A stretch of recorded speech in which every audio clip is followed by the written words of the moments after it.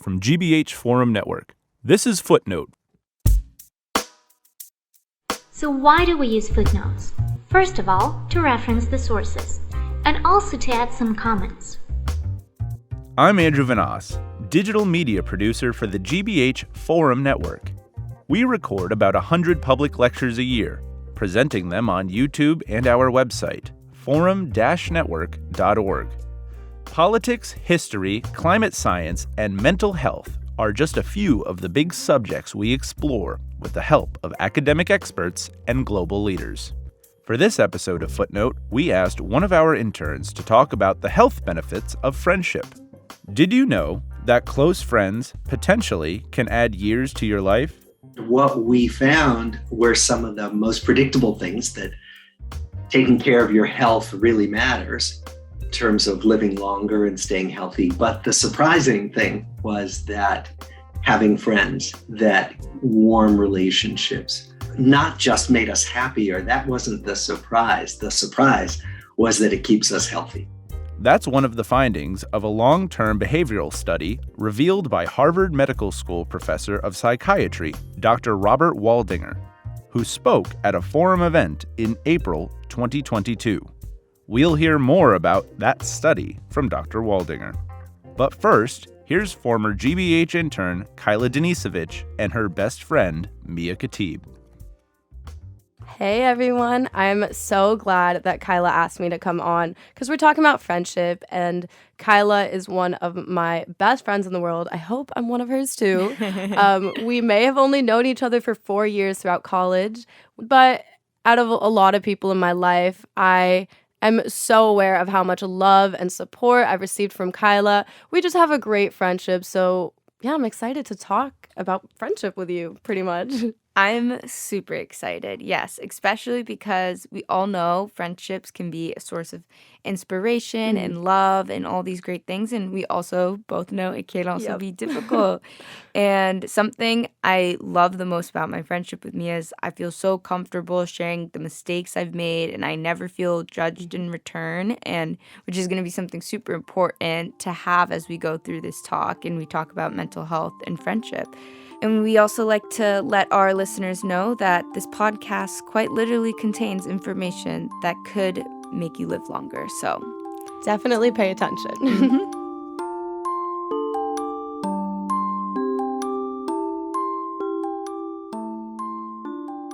So as far as we know, it's the longest study of the same lives that's ever been done. We're in our 84th year. We're still studying some of the same people who are still living, a few, and all of their children. But we started in 1938 with a group of Harvard College undergraduates and a group of young boys from Boston's poorest neighborhoods, and followed all of them all the way through their lives. And what we found were some of the most predictable things that taking care of your health really matters in terms of living longer and staying healthy. But the surprising thing was that having friends, that warm relationships, not just made us happier. That wasn't the surprise. The surprise was that it keeps us healthy, that we're less likely to get the diseases of aging as soon, and people live longer if they have warmer relationships. The best data has to do with relationships as stress regulators, as emotion regulators. The idea being that all of us get into fight or flight mode when we're stressed, and that's actually a good thing. You know, if we have to react to something, but most of us then come back to baseline, to a kind of calm baseline physiologically when the stressor is gone. But if we're isolated, or if we are in difficult, stressful relationships, we can stay in chronic fight or flight mode all the time. And what that does is it increases our circulating stress hormones. It puts us in a state of chronic inflammation. And so probably the best reigning hypothesis is that good relationships help us come back to baseline, help relieve stress. Wow. That kind of struck a nerve of mine. I agree. Yeah, I'm just thinking about two things right now. One, in order to be a better friend, I guess I kind of always have to be working on myself then. And two, now I can definitely say for certain I know what the source of a lot of inflammation was that I've experienced. Exactly. It's super interesting. I like how specifically Dr. Waldinger talked about relationships as stress regulators. And I feel like that's something I've definitely noticed a lot throughout some friendships that I've had in college. And it's just, I don't know, there are a lot of people in my life that kind of project onto me. And I feel like it's a given with any kind of friendship and being around people all the time. But whatever they're going through, I tend to just start going through it too. And that's something I like never really noticed or thought about so much because, you know, growing up, your parents are always like, oh, like stay away from bad influences, you know, and when they say that, it's in a more traditional sense of like kids that party too much or, you know, are trying to peer pressure you to do this or do that. But somehow I feel like those kids are not as bad as the ones that are just like constantly negative and complaining or are asking too much of you, super codependent. Like that gives me a lot more anxiety and has brought in a lot more negative energy into like my life as a whole and like the relationships I have than, you know, the kids that are just trying to get me to be more of an extrovert, you know? Yeah, I totally agree. Yeah, and it's interesting too to think about how our mental health can be regulated through friendships. Like something I was thinking about a lot was when I first listened to it, as I mentioned, was how I feel like when we hang out, if I'm, say, stressed out about exams, school, other friendships, anything, like it's great to have that relationship that just kind of calms you out and is just like, hey, listen, it's okay. We're going to be okay kind of a situation. But it also kind of brought up a question for me where I wonder what that means if someone is maybe kind of naturally maybe someone who's stressful, but you really value them. I wonder where that brings us. I don't know. That's Do you have any actually thoughts? super interesting. I didn't really think about that before because you know, you can't fault your friends if, you know, they're super anxious or they have those kind of traits that will end up like projecting onto you when it's not their intention. It's not malicious or anything. It just kind of happens. Yeah. I guess with that, I would say you just have to maybe first do your best to, like you said, bring them back down to help them feel more comfortable and just like try and get rid of that negative energy. Like me and you are very good with that. When I'm freaking out, like you really bring me back down, you calm me down, and I feel like I do the same for you. I hope. Absolutely. Okay, good.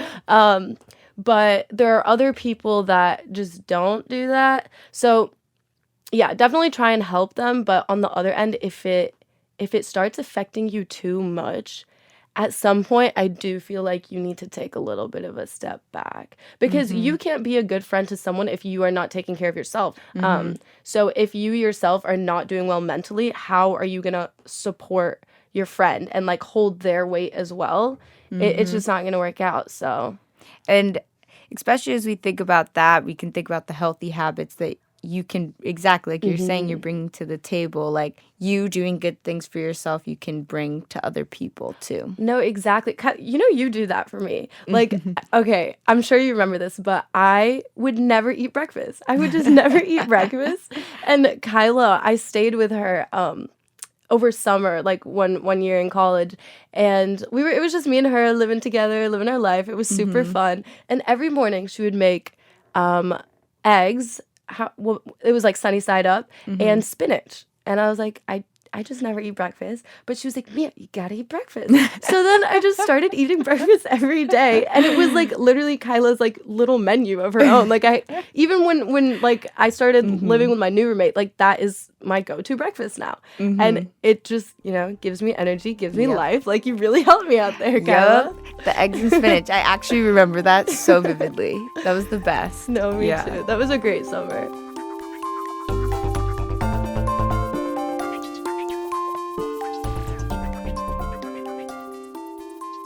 Me and you both have this problem. I know we both have this problem where me and Kyla have so much trouble putting up boundaries at the start of like friendships. Like I feel like we're both like just like super nice people, like want to make friends.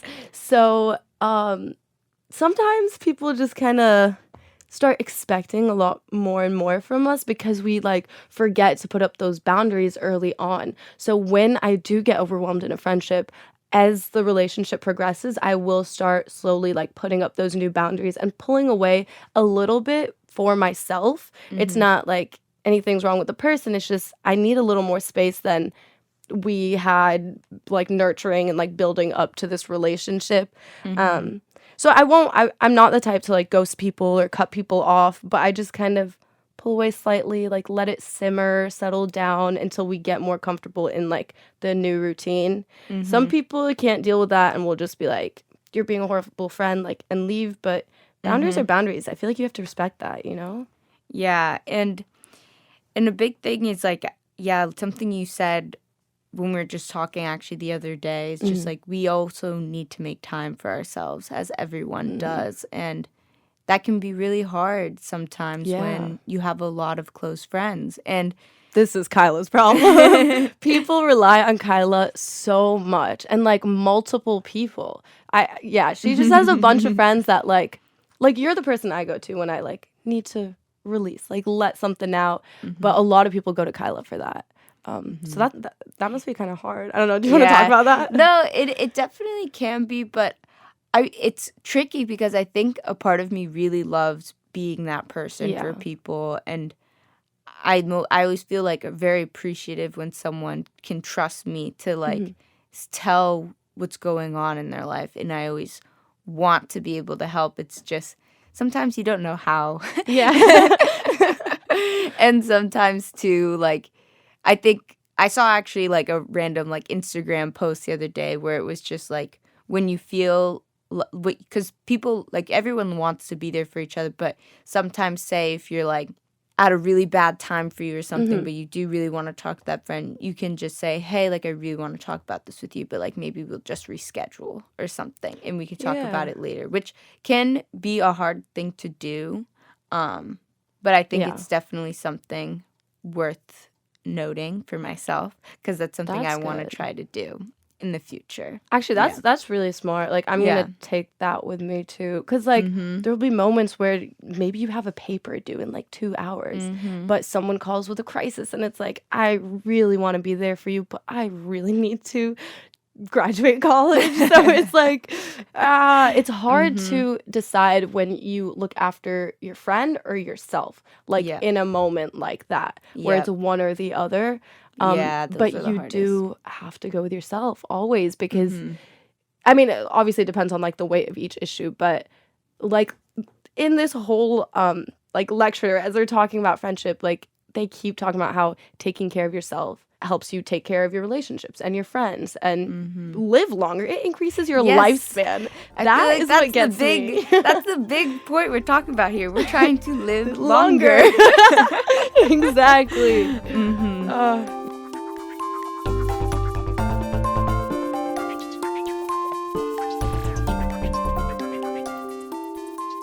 And talking about more and more about like friendships and how many we have, that brings us to our next point, kind of about the magic number and like just kind of thinking about how many friends can you really take on, like realistically. We set out a number at our peril, right? Because we're all on a spectrum from people who are more introverted to people who are more extroverted. And introverts find lots of people in their lives stressful, and actually that may shorten their lives.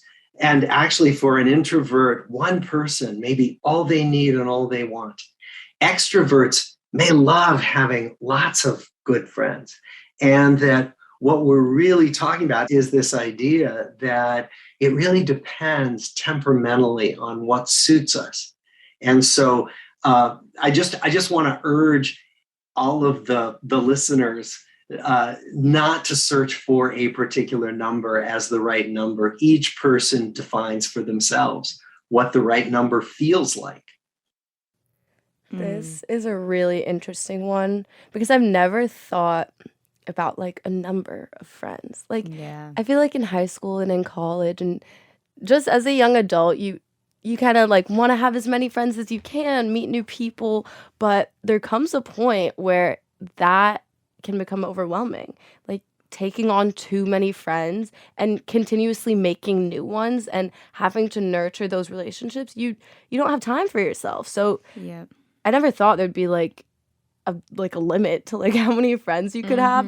But when it comes to close friends, like personally, I'm at capacity, I would say. Like I have, I don't know, like relationships that I really, really nurture and care so much about. I would say like 3, 4 from college and like 3 back home kind of a thing. And that is plenty. Like it's Yeah. hard to just stay in touch with everyone, you know? It totally is. And I personally think I identify a little bit more as an introvert, which I think is shocking to a lot of my friends. It is.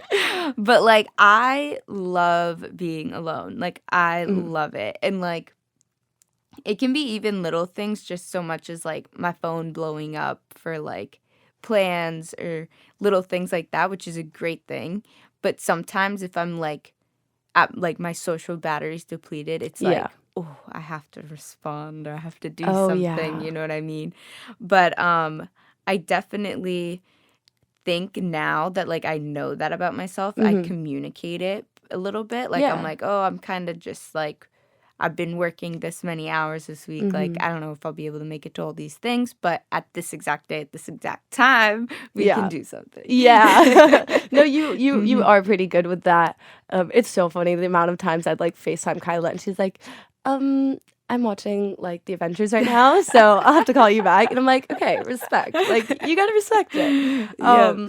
But it's funny that she considers herself an introvert because she just has so many friends. Yeah. Like everyone loves Kyla. And yeah, so that kind of brings us to our last point where Dr. Waldinger, again, he kind of brings up this really good point where it's like the real friendships that we're talking about here are the ones that are the close friendships, the ones that you really go to with things. And that's something to really treasure and put in front of your life. And I also listened to something else by Dr. Waldinger, and he was saying that we need to prioritize that a lot more than we do in our lives. And I just think that's just pretty much the most important giveaway. And that is what's going to make us live longer. So let's hear what he had to say about that. We said, list all the people who you could call in the middle of the night if you were sick or scared. And some people had no one, including people who were married. And some people could list quite a number. And I think some of what we're talking about are the more intimate kind of safety net kind of people in our lives. Like, who are those people? Like, who could we really go to if we were in trouble? And what we find is that having somebody in your life like that seems to convey a great deal of that health benefit that we were talking about at the beginning. And that it's possible then to have all kinds of different kinds of friends in your life, but having at least one person, and ideally a few people, who have your back and you just feel like they're there for you. That's an essential component. That is spooky. If you are married and you cannot call your spouse in the middle of the night if you are freaking out, that really sucks. Yeah. Oh. Yeah, so that's what we're kind of trying to get at today. Like, it's important to build those specific relationships and everything. And, like, we're super lucky to have. And we Each have other, each other yeah. and a few others too. And Mhm. it's just really something to be thankful for. And it's kind of the whole point of our talk that we're trying to help even myself through this Mhm. talk kind of just think about how I can do that better. And you be know? a better friend. Yeah. And yeah, no, definitely. And when he talked about like safety nets, like Kyla's definitely like that safety net person for me, like one of the few, 100%. And I'm like, we are so lucky that we Yeah. can say that I can call you in the middle of the night if I'm freaking out. And like, she loves her sleep, but if it's in the middle of the night, she knows it's important and she will answer. So yeah, that's just super important to have those people in your life. And yeah, I mean, Yep. I'm sad if some people can't. I know. And something too is these are the ones that they mentioned that are the kinds that can actually help you live longer because it's those feelings of either or sometimes too like he said at the beginning, if you're going to someone and they're maybe making it sometimes even worse or something, I think that can essentially make it worse and like shorten, quote unquote, your life. I'll throw in another side note. Not only do good friends make you live longer, but arguing a lot with your friends shortens your life. Yes. So do not argue with your friends so much. Yes. Talk politely, hash Agreed. it out. But that's crazy that arguing can do that to you. So Yep. I don't know. I feel like we just gotta all take it back to ourselves, try and be the best us we can be for ourselves, for our friends. It'll strengthen our relationships with them. Yep. Everyone will be happier, less stress-free. I feel like that's the goal here. Yes. If you're in toxic relationships, like, they are very hard to get out of, but I feel like you Yes. can learn a lot from this talk. You can Yes. listen back, get some advice about either how to address someone if they're pulling away, what to do if, you need to tone down your relationship. There's just a lot we can take away from this, and I'm really, really glad we listened to this, Kyla. Me too. Well, thank you everyone for listening, and we'll hope that you maybe give the whole talk a listen, as it gave us so much insight, obviously, and we loved it. Yeah. So thank you so much for listening.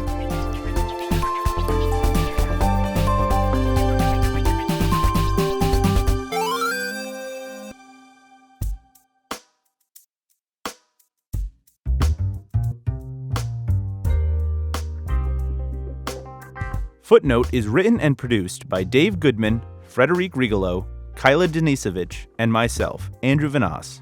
Annie Schreffler is our executive producer, and Footnote is a project from GBH Forum Network. We're grateful to the Lowell Institute for their financial support of this program and listeners like you. Our website is forum-network.org, where you'll find all our talks from the past 15 years and more. If you have a talk you would like us to dive deeper into, you can send your request to forum_network@wgbh.org. We appreciate you listening, and please come back for another episode of Footnote. I'm Andrew Vanas. Until next time.